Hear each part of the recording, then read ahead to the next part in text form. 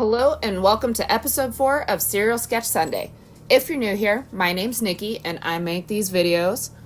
In today's video, we are going to be covering the serial killer, Joseph Joubert IV, later known as the Woodford Slasher. As always, I hope that you guys find these videos enjoyable. I would love to know what you think down below. Also, if you haven't already, hit that subscribe button. It really does help out this channel. And yeah, let's just go ahead and jump straight into the story. Disclaimer. All information provided in the telling of the story is provided with the intention of education, is not meant to hurt or offend anyone that may have been involved in these stories. I have gathered this information from various sources, which you may find in the description box below. I have done my best to condense it down. Should you feel I missed something of interest or importance to the serial killer profile, please leave it down in the comments below. With that, the following video is intended for mature audiences. We are talking about serial killers and their crimes. Viewer discretion is advised. Joseph Joubert IV, later known as the Woodford Slasher, was born July 2nd, 1963, in Lawrence, Massachusetts, and was the firstborn of Joseph and Beverly Joubert.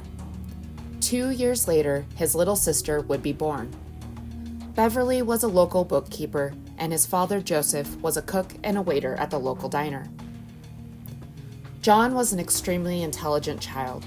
He began reading at 3 and was checking out his own books from the library at 5 years of age. His IQ was documented at 123, which puts him in the superior range. He was only 6. He was small, shy, and smart, which left him the frequent victim of bullying. During this period in his life, he began fantasizing about killing his babysitter, a young girl that lived across the street.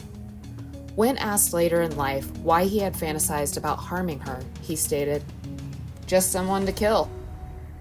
He did not act on this, but that wasn't the end of his fantasies, and they would actually continue to worsen.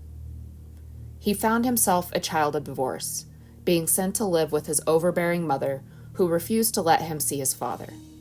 He was left to ride his bike to visit his father as his mother refused to give him any money to travel. She would belittle him and often ridicule his father. He would grow to resent her and soon act on some of his first fantasies. Something that I found important while reading up on this case is that John was actually an Eagle Scout, which according to the article was no easy feat, with only 4% of scouts ever reaching that level. And he didn't just stop at being an Eagle Scout. He later would become an assistant scout leader. John worked from the age of 12 to 17, delivering newspapers to make money to pay his tuition at Cheverus High School, a Portland all-boys Catholic secondary school. He briefly played trumpet in the school brass ensemble, and he also spent time crafting model airplanes, taking honors courses, and he excelled in English and history. Not something you would expect when you would later go on to discover that he is a serial killer.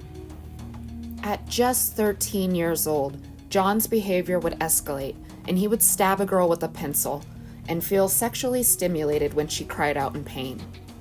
Day 2 was an escalation, with him taking a razor blade and slashing at a girl as he biked past her. He was never caught for either attack. He was also responsible for beating and nearly strangling another boy to death. Real-life foreshadowing. School officials told children to not walk home alone. The community was shook. As a victim of childhood bullying himself, he found power in being able to bully others for a change, and began stabbing and slashing. Back Cove, Maine, August 22nd, 1982. 11-year-old Richard Ricky Stetson had gone for a jog. When it had gotten dark, his parents called the police. Sadly, his body would be found on the side of the I-295 the next day by a passing motorist. Ricky had been partially undressed, stabbed, and strangled, and had a bite mark. Originally, another suspect was named and held, but later released after his dentals did not match the bite mark. The case would go cold until January of 1984. Now our story takes a little trip to Nebraska. John had been relocated to Offutt Air Force Base in Bellevue, Nebraska. During this time, he would fantasize about his next victim. He eventually started setting an alarm for 6:30 a.m. daily, waking up to decide whether he would be searching for a new victim. Most mornings, he would turn off his alarm and would go back to bed. September 18th, 1983. Young Danny Joe Eberle was out delivering the Omaha World-Herald newspaper when he would disappear. His brother, who also delivered newspapers, had reported that he remembered being followed by a white man in a tan car in the days prior. If you are not from Nebraska, let me fill you in. That's not much to go on around these parts. Statistically, Nebraska is made up of 87, almost 88% white Caucasians, followed by Black or African Americans with a whopping 6%, just for comparison. Anyway, it was later learned that he had only delivered 3 of his 70 newspapers for the day, and his bike and remaining newspapers would be found discarded at the 4th delivery. There was no sign of a struggle. After 3 days of searching, the body of Danny was found about 4 miles from where his bike had been located. He was undressed to his underwear, bound at his feet and hands. His mouth was taped with surgical tape. He had been stabbed 9 times. The FBI took jurisdiction. They had received several leads, but in the end, the case went cold. On December 2nd, 1983, another victim would be taken. Christopher Walden disappeared from Pullen, Nebraska, roughly 3 miles from where Danny's body had been discovered. Witnesses again reported seeing a white man in a tan car. Christopher's body would be discovered 2 days later and 5 miles away from town. While there were similarities in the 2 disappearances, there had also been a significant change in the crime scene. It was believed that Christopher had been murdered immediately after being abducted. The damage inflicted by the weapon was also significantly more. He had nearly been decapitated by the slashing. On January 11, 1984, a local teacher observed a white male loitering around the area. She was quick on her feet to write down the license plate. However, he noticed her and made sure to stop and threaten her before taking off. The police were able to trace the car as a rental, being rented to an enlisted radar technician from Offutt Air Force Base. His name? Joseph Joubert. While this vehicle was not tan, it was learned that his own vehicle, a tan Nova sedan, was actually at the repair shop, hence the rental. A search warrant was executed on his apartment, and the evidence continued to mount. Rope matching that found around Danny's limbs was the most damning.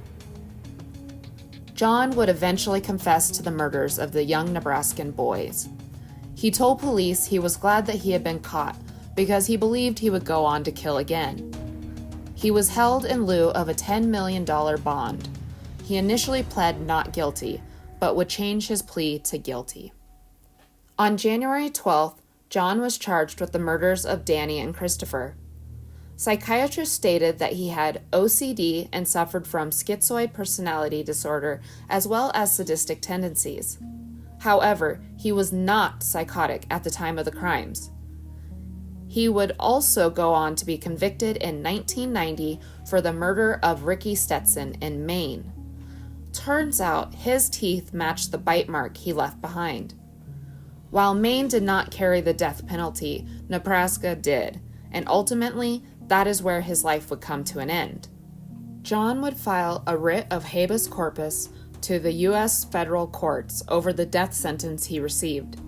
However, it was overturned. He was executed on July 17, 1996, by electric chair in Lincoln, Nebraska. The electric chair was later deemed cruel and unusual punishment, especially after John's death.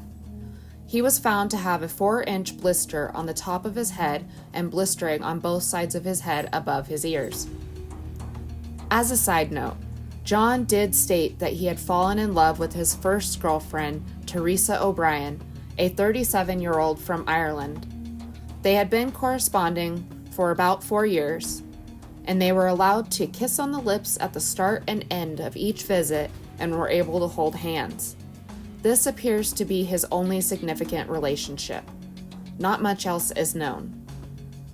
With that, this week's episode of Serial Sketch Sunday, number 4 on Joseph Joubert IV, has come to a close. Please be sure to leave a like if you enjoyed, leave suggestions on killers you would like to see me cover next. Be sure to subscribe so you don't miss the next video, and ring that bell icon so you don't miss a beat. And last, check us out on Instagram at Pullen Vlogs. Thank you guys so much for your support, and thank you so much for watching. I'll see you guys next week. Bye!